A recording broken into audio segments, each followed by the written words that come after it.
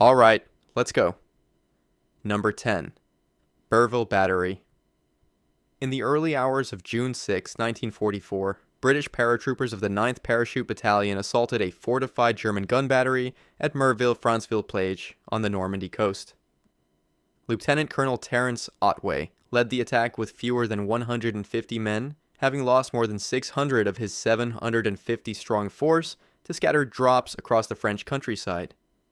Allied High Command had classified this battery as a critical threat. What the men found inside the sealed casemates when they finally broke through did not match a single detail of their intelligence briefing.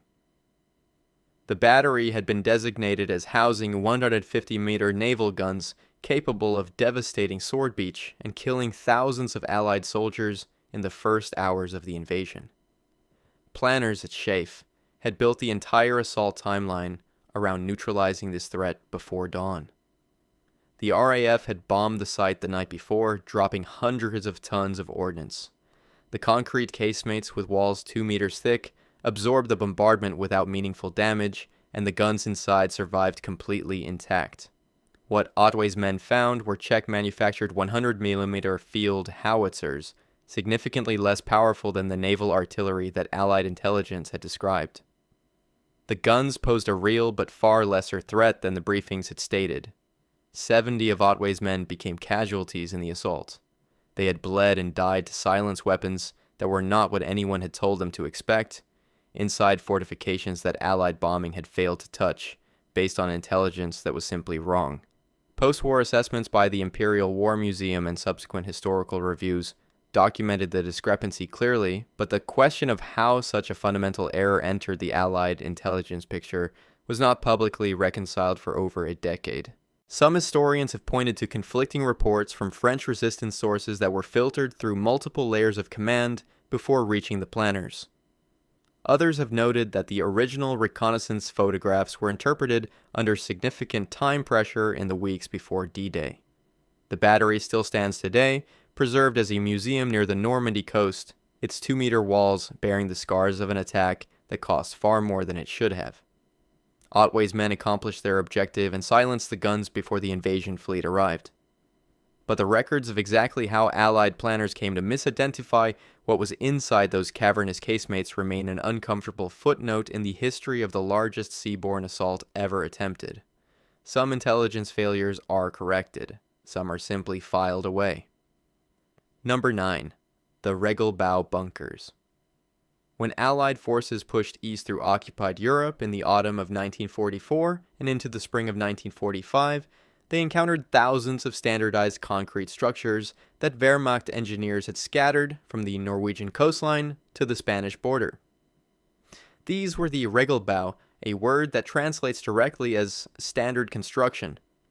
A system of more than 700 official design blueprints developed by Organization TOT for bunkers, shelters, observation posts, and gun emplacements.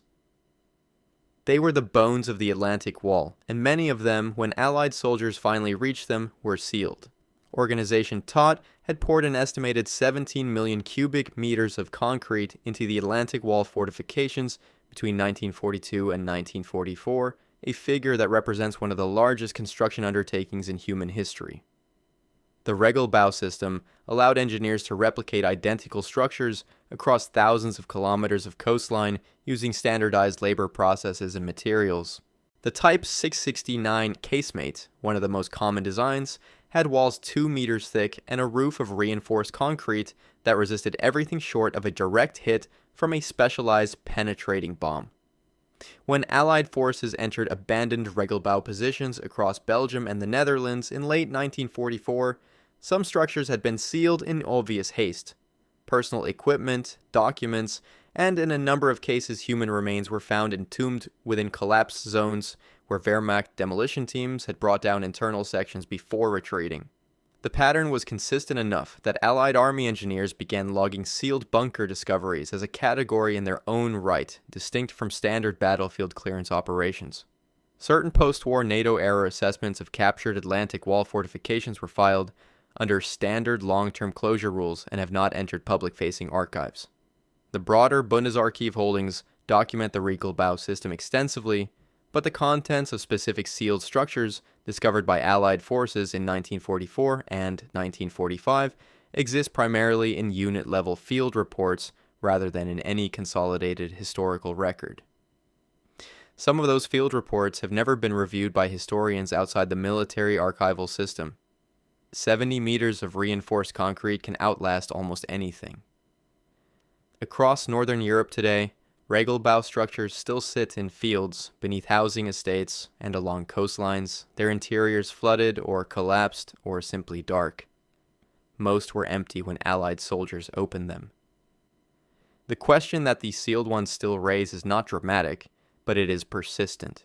If there was nothing inside worth noting, why did some of their contents never make it into the public record?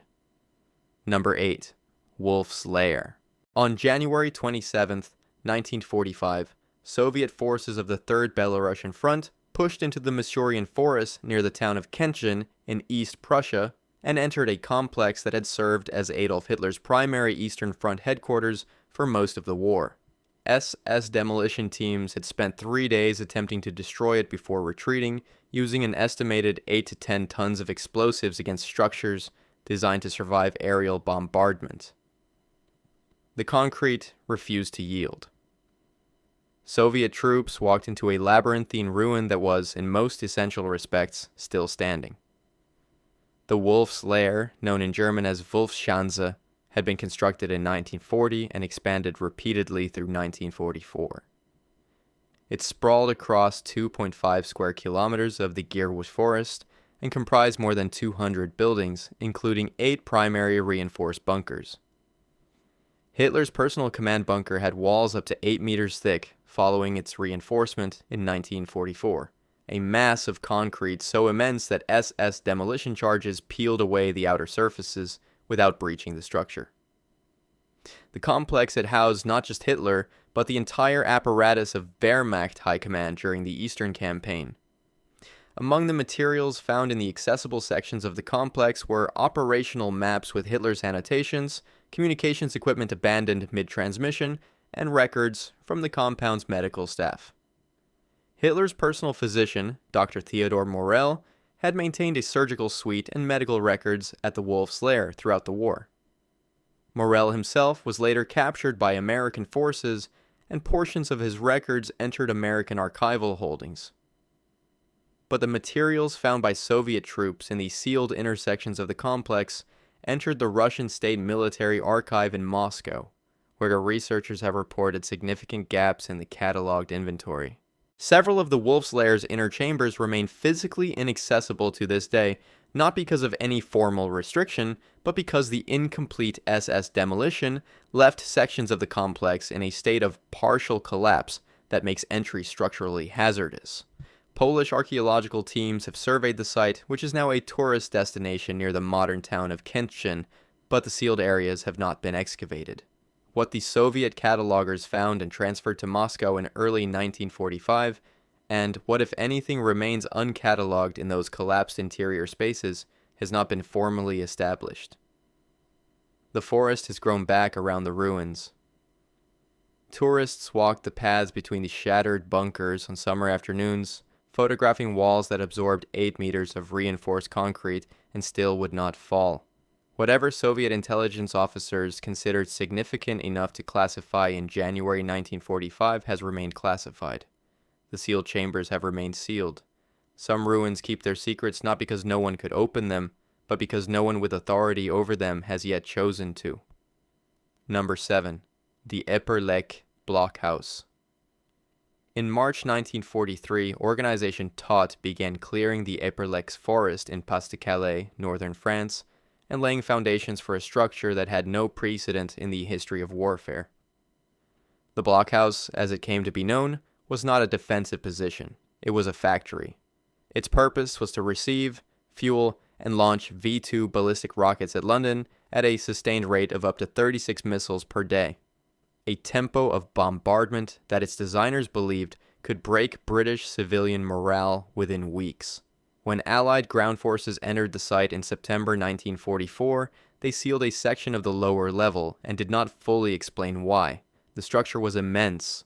Its main body measured 75 meters in length and 30 meters in width, with a reinforced concrete roof 5 meters thick. Approximately 6,000 forced laborers, the majority of them Soviet prisoners of war and French deportees, were used in its construction under organization-taught supervision.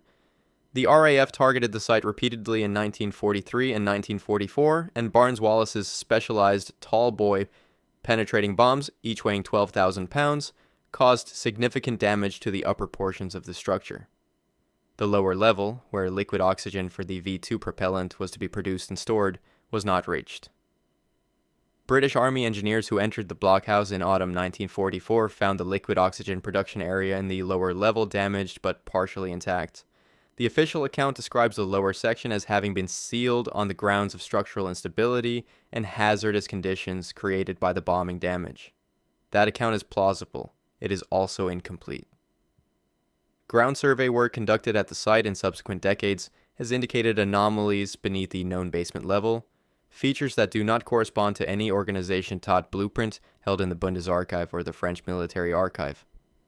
The Imperial War Museum at Duxford holds documentation on the Eperlecques site, and the French Ministry of Defense Historical Archive contains construction and survey records from the post-war period.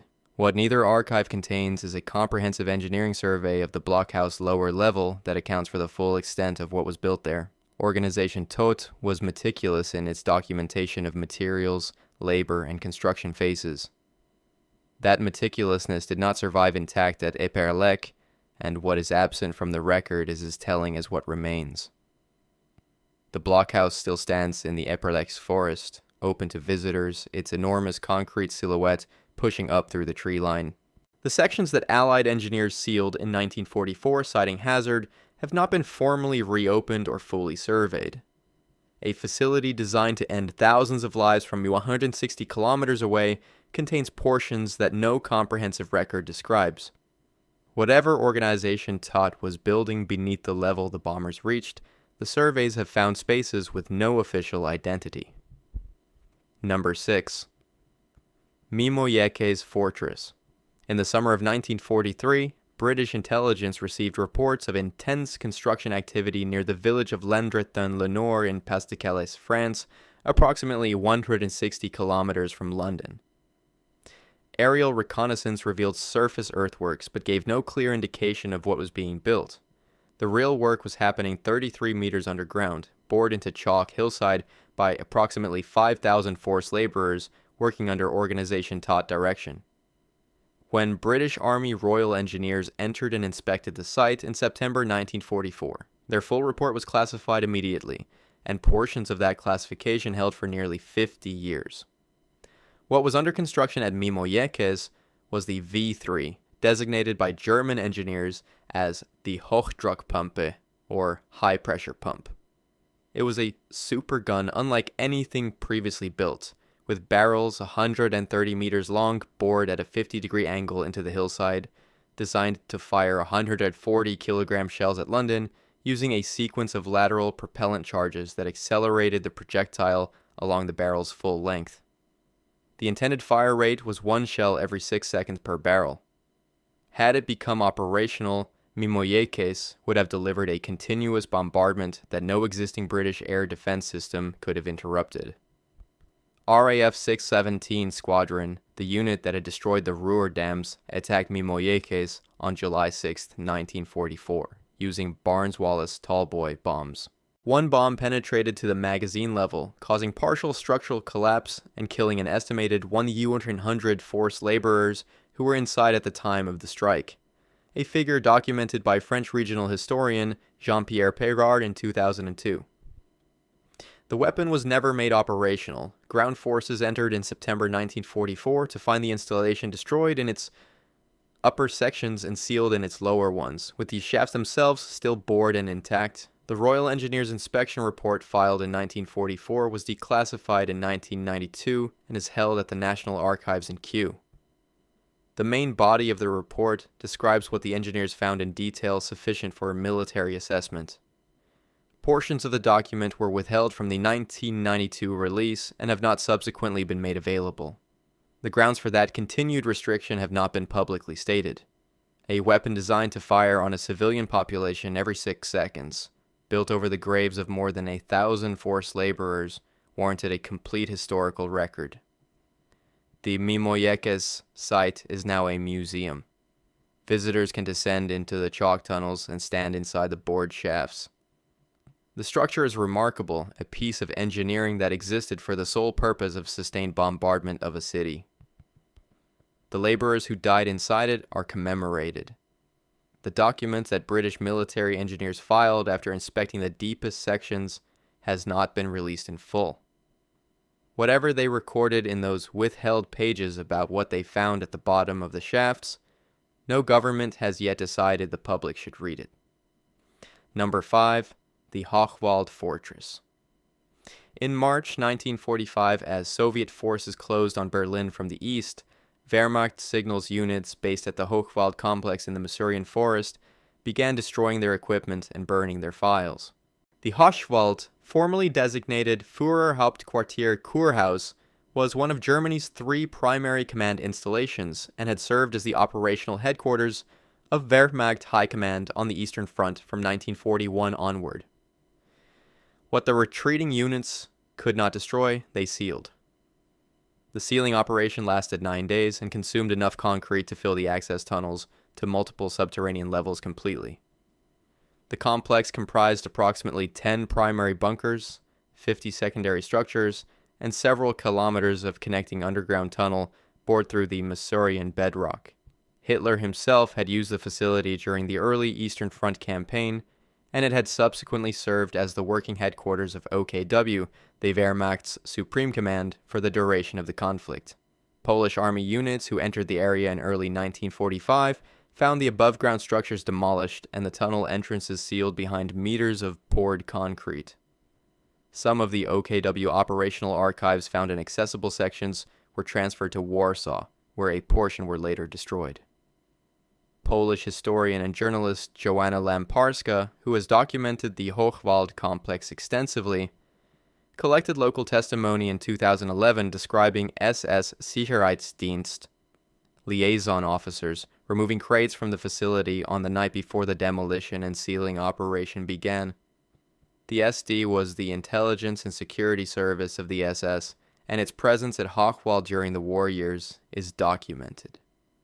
What those crates contained, where they were taken, and whether they have ever been formally accounted for are questions that Lamparska's research raised without being able to resolve. Ground-penetrating radar surveys conducted in the years following reunification have identified sublevels at Hochwald that correspond to areas used exclusively by SS personnel during the facility's operational period. These areas have not been excavated. Polish authorities have cited structural instability as the reason, a designation that is consistent with the physical condition of the sealed tunnels, but that has also, in practice, prevented any independent verification of what the radar surveys detected. The RGVA in Moscow holds Soviet-era documentation on the complex, and its cataloging of Hochwald materials has never been made public. The Masurian forest is quiet now. The bunker ruins are overgrown, the sealed tunnel entrances buried under decades of vegetation. SADI officers removed crates from a military intelligence hub on the night before it was entombed in concrete, and whatever those crates contained has not appeared in any declassified archive in any country. The sealed sublevels remain sealed. Some things are buried not by the chaos of retreat, but by a decision made carefully at night, with sufficient time to be thorough. Number 4. The Valentin submarine pen. In April 1945, British forces entered a partially completed concrete structure on the west bank of the Weser River at Farge, north of Bremen, and found themselves standing inside the largest enclosed space in Germany. The Valentin submarine pen was 426 meters long, 90 meters wide, and roofed with up to 7 meters of reinforced concrete, representing a total pour of 480,000 cubic meters of material. It had been built to produce Type submarines at a rate of 14 per month using prefabricated assembly methods. It had been built, overwhelmingly, by people who did not survive the building of it. Organization Todt drew the Valentin workforce primarily from the Neuengamme concentration camp and its sub-camps, cycling prisoners through the construction site under conditions that the Bremen Senator for Inneres in a 2003 Memorial Commission report characterized as deliberate attrition.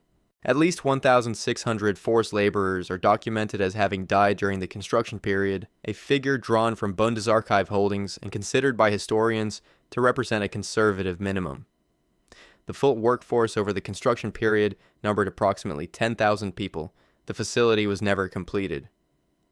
RAF Tallboy bombs struck the structure on February 27, 1945, penetrating the roof in 2 locations and causing partial collapse of the northern section. When British Army engineers assessed the Valentin complex in May 1945, they sealed the northern collapse zone, citing structural hazard. The sealing was recorded in National Archives documents within the Control Commission Germany series. British sealing records from 1945 note the presence of materials within the collapse zone, including personal effects and documents that were not recovered before the section was closed. The note is brief. It does not specify whose documents they were, what they contained, or why recovery was not conducted before the concrete pour. The Valentin pen today operates as a memorial site and museum maintained by the Landeszentrale für politische Bildung Bremen.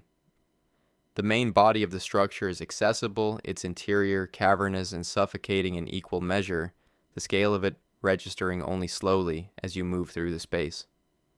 The sealed northern section is not accessible. The materials noted in the 1945 British sealing record as present within that section were entombed when the engineers completed their pour. They have not been recovered in the 80 years since. A structure built at the documented cost of at least 1,600 lives, designed to produce weapons of war on an industrial scale, contains a sealed section whose contents were noted, logged briefly, and then buried. The question that record raises is not complicated. Documents were present, they were not recovered, they were sealed instead. In a facility built by concentration camp prisoners under the supervision of people whose identities were known to Allied intelligence, the decision not to retrieve what was there before sealing it is the detail that has never been explained. Number 3. The Riese complex. In 1943, Organization Todt began the largest underground construction project in the history of the Third Reich in the Sowe Mountains of Lower Silesia in what is now southwestern Poland. The project was given the code name Riese, German for giant, and it consumed approximately 13,000 forced laborers drawn from KL Gross-Rosen concentration camp and its network of subcamps. When Soviet forces entered the region in early 1945, they found kilometers of completed tunnel bored through 7 separate mountains, a network partially sealed with explosives by retreating SS units. The tunnels were almost entirely empty. No official document specifying what they were for has ever been found. The scale of the Riese complex was extraordinary. Approximately 9 kilometers of tunnel had been completed by the time construction ended, with plans for a further 25 kilometers still in progress. The sites include Ksayas Castle, the Osovka complex, and 5 additional mountain installations connected by a developing tunnel network. The Institute of National Remembrance in Warsaw, in a 2012 report on forced labor deaths at Riese, documented a minimum of 5,000 deaths during the construction period, with estimates in some methodologies reaching significantly higher. Those workers died building something that, in the entire surviving record of Nazi bureaucracy, has no stated purpose. Nazi Germany was a regime that documented everything. It filed paperwork for prisoner transfers, materials requisitions, and architectural modifications to the cubic meter. The Bundesarchiv at Freiburg holds Organization Todt records for construction projects across occupied Europe, and those records typically specify function with bureaucratic precision. No Organization Todt blueprint or administrative document specifying the intended use of the Riese tunnel network has ever been located in the Bundesarchiv in any other archive that has been surveyed. The absence is not an accident of destruction. It is a deliberate gap in a record that was otherwise maintained with obsessive care. Polish ground-penetrating radar surveys, conducted at the Osovka section of the complex in the years following 2015, identified anomalies consistent with sealed subchambers that do not appear on any known construction plan. These findings have been documented in Polish press reporting and in preliminary survey publications, though they have not yet been the subject of peer-reviewed excavation studies.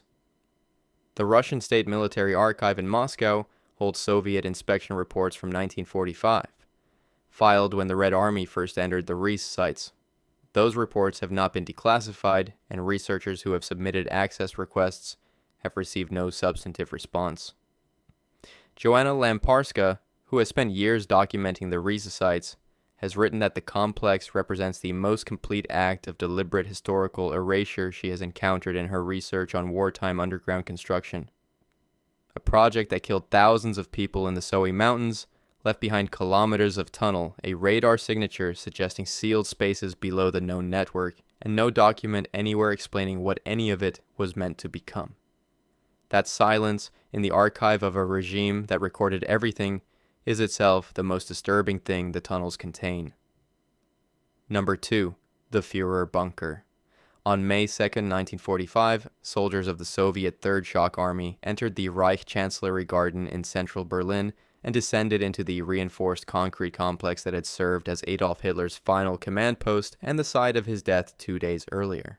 Smersh officers, the Soviet Military Counterintelligence Directorate, led the initial inspection of the lower level, and their findings were reported directly to Stalin by the commander of the 8th Guards Army, General Vasily Chuikov. What was found in the sealed sections of the lower bunker was classified immediately. Significant portions of that classification held for more than 4 decades.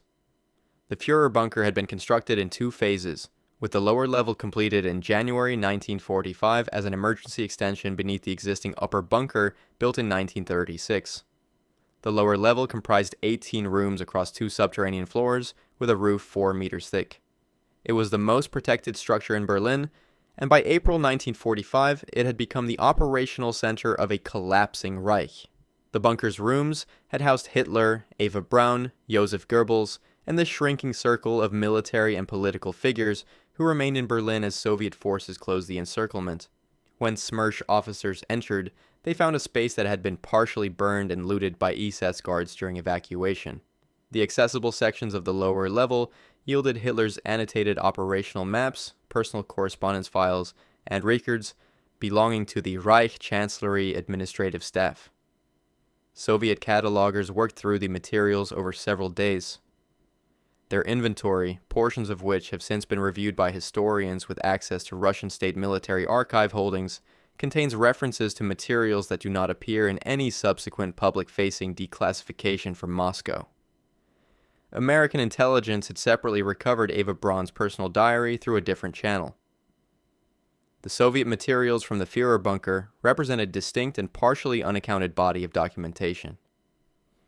East German authorities demolished the above-ground chancellery structures between 1947 and 1959. The lower bunker was sealed with concrete fill in 1959 and remained entombed until a partial excavation conducted by East German authorities in 1988 opened a section for structural assessment. The report from that excavation was partially released after reunification and is held at the Bundesarchiv. Portions of the 1988 excavation report were withheld from that release and remain restricted. The grounds for the continued restriction have not been made public, and no application for further declassification has produced those pages. The most scrutinized address in the history of the Second World War still contains documents that no government has released and a sealed physical space that no independent archaeologist has examined. Smersh cataloged materials in the lower level in May 1945 that are referenced in their inventory, but absent from every subsequent archive declassification. The 1988 excavation found something that warranted withholding pages from a post-reunification historical release. Whatever was inside the most documented bunker in history, the record of it remains deliberately and specifically incomplete, and that incompleteness is not an accident of time. Number 1. The Mittelwerk. On April 11, 1945, soldiers of the U.S. Army 104th Infantry Division entered a tunnel complex bored through Cohnstein Mountain near Norhausen in Thuringia, and encountered conditions that several of them later testified they could not describe to their families. General Dwight D. Eisenhower visited the site 2 days later and issued an immediate order that journalists and members of the United States Congress be brought to witness what was inside the mountain. He understood that without witnesses, no one would believe it. Within weeks, significant sections of the tunnel complex were sealed. Within months, the men who had run it were given jobs by the United States government. The Mittelwerk was the underground factory where Nazi Germany produced its V-2 ballistic rockets and V-1 flying bombs. Its main tunnel network extended 1.4 kilometers through the Kohnstein, and it had been operational since September 1943. The concentration camp established to supply its workforce, KZ Mittelbau Dora, processed more than 60,000 prisoners over the course of the war. The United States Holocaust Memorial Museum and the Bundesarchiv both document a minimum of 20,000 deaths among the Dora prisoner population, making Mittelbau Dora one of the deadliest concentration camp systems in the Western theater of the war. The dead built the weapons were then used. Eisenhower's decision to summon witnesses was followed almost immediately by a decision of a different kind. Operation Paperclip, authorized at the highest levels of the U.S. government, extracted Werner von Braun and approximately 125 scientists and engineers connected to the Mittelwerk Phi-2 program and transported them to the United States before Soviet forces could reach them. The Mittelwerk operational files were taken as part of that transfer. Some of those records have not been fully released. Von Braun went on to direct NASA's Marshall Space Flight Center and designed the Saturn V rocket that carried American astronauts to the moon. His connection to Dora was known and set aside. U.S. Army engineers sealed and then demolished the Mittelwerk tunnel entrances using hundreds of tons of explosives in May and June of 1945, before Allied war crimes investigators had completed any formal examination of the site. The Dora trial, held at Dachau in 1947, proceeded without the physical evidence that the tunnel complex would have provided. French zone authorities who accessed the southern portions of the installation in 1946 filed assessments of what they found there, reports held in French military archive holdings at the Service Historique de la Défense at Vincennes that have not been publicly released. Annie Jacobsen's 2014 book, Operation Paperclip, drawing on National Archives materials, documented the extent to which the American extraction of Mittelwerk personnel was conducted with full awareness of what those personnel had overseen. 20,000 people died inside Kohnstein Mountain building weapons that the United States then acquired, under the supervision of men the United States then employed, at a crime scene the United States then destroyed with explosives before the lawyers arrived. The Mittelwerk was not sealed because soldiers found something inside that defied explanation. It was sealed because what they found explained everything, and everything it explained was inconvenient. That is the most disturbing kind of sealed bunker. Not the one whose contents remain unknown, but the one whose contents were known completely and buried anyway. If you want to see more videos like this, click the video on screen now and make sure to subscribe.